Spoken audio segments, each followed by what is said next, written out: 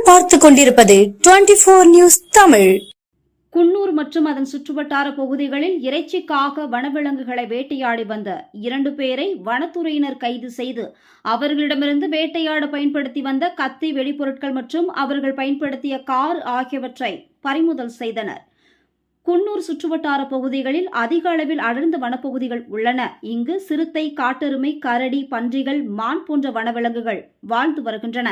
இவைகளை வேட்டையாடி நல்ல விலைகளுக்கு வெளிமாநிலங்களுக்கு விற்று வருகின்றனர். இந்நிலையில் நேற்று மாலை குன்னூர் வனத்துறையினருக்கு கிடைத்த ரகசிய தகவலின் அடிப்படையில் மாவட்ட வன அலுவலர் கௌதம் உத்தரவின்படி குன்னூர் வனசரகர் ரவீந்திரநாத் தலைமையில் குன்னூர் காட்டேரி சோதனை சாவடியில் வாகன தணிக்கையில் ஈடுபட்ட போது சந்தேகத்திற்கு இடமான வகையில் வந்த மாருதி ஆல்டோ 800 காரை நிறுத்தி சோதனை செய்ததில் காரின் உள்ளே அவுட்கா எனப்படும் நாட்டு வெடிகுண்டு இருந்தது கண்டுபிடிக்கப்பட்டது. இதனைத் தொடர்ந்து காரை ஓட்டி வந்த நான்செச் பகுதியைச் சேர்ந்த ராமகிருஷ்ணனை பிடித்து விசாரித்ததில் குன்னூர் டபுள் ரோடு பகுதியைச் சார்ந்த ராஜன் என்பவருக்கும் தொடர்பு உள்ளது தெரிய வந்தது.